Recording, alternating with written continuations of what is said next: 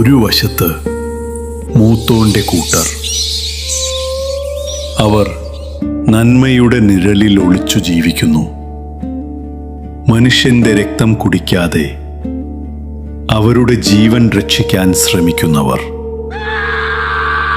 അവർക്ക് ദയയുണ്ട്, സ്നേഹമുണ്ട്,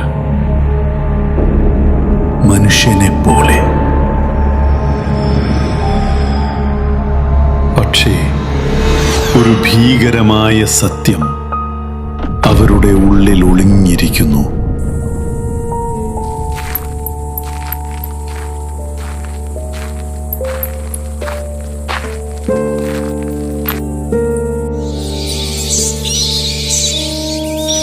മറുവശത്ത് ചാത്തന്മാർ.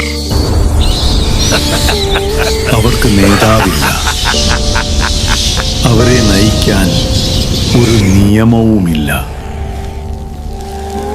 നമ്മുടെ ലോകത്തിന്റെ വിധി ഈ രാത്രി തീരുമാനിക്കപ്പെടും.